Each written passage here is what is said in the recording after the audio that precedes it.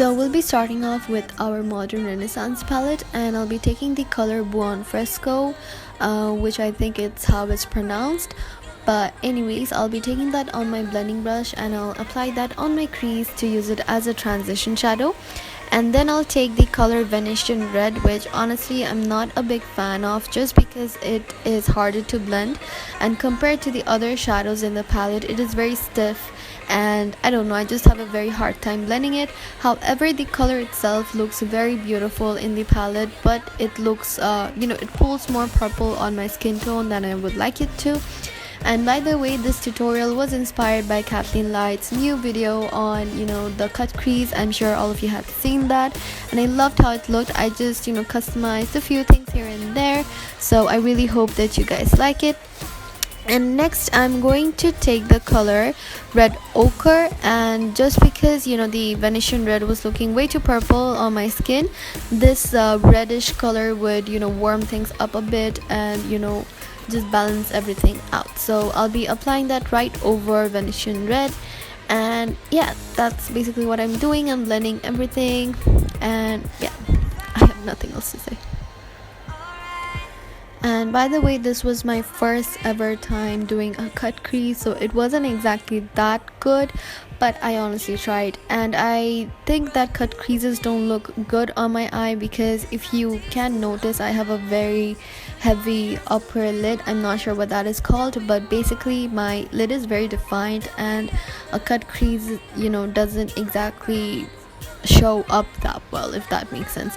Anyway, so I'm going to take some concealer. I don't exactly remember what this was. Just take any random concealer that you might have at home and take a detailer brush. This brush is from a non-branded brush set that I got from Backpack, and I'll be using that to cut my crease, but not really. Basically I'm just following the line that I have when I open my eyes. It's the part where you can see when I have my eyes open. That's exactly what I said, but I guess you guys know what I'm trying to say, I hope. Anyway, so yeah, I'm going to cover the things up, and I'm going to connect the line with my lower lash line. And I'm not going to be bothered how the concealer is looking at the outermost part of the eye, just because I'm going to go in with winged liner, so it will just cover everything up. I'm not exactly doing the other type of cut crease that people do. With this cut crease, it will make your eyes look much more rounder, whereas the other cut crease that Kathleen did in her video, it would make your eyes look more elongated.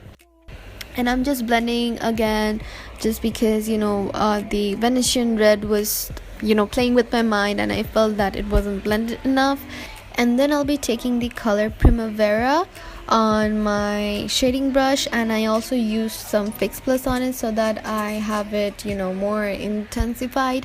And then I'll be using that to apply on the area where I applied concealer. And I'm also going to make sure that I don't break the line. However, I always did that, which is why I had to go in with this pointed crease brush, and I took some of that Venetian Red again and I cleaned the edges up. And after that I'll be taking the color Vermeer, I think that's what it is called, and I'll be using tiny bit of that to highlight my brow bone, and then I'll go back to it again to use it as my inner corner highlight. After that I'll be taking my favorite eyeliner. This is the Alexivian felt tip pen, and I'll be using this to draw an outline for my winged liner. To make sure that you have a uniform shape on both of the eyes, start by drawing your wing first. This is what people don't usually do, but I find by using this step I can have I won't have a thicker liner on one eye and a thinner on the other. So to make it more darker, I go over with my Lakme Insta liner, and I use this liner to make the winged liner thicker if I wanted to, and it also makes the eyeliner darker and much more matte. And then I'll be taking this Rimmel Scandal Eyes nude liner, and I'll be using this on my waterline to make my eyes more brighter and bigger. And then I'll take the L'Oreal Voluminous mascara, and I'll be using this to coat my upper lashes just a tiny bit and a whole lot on my lower lashes. And when you use a lot of lashes, you know, a lot of mascara on your lower lashes paired up with the nude liner, it makes your eyes give that, you know, dull effect.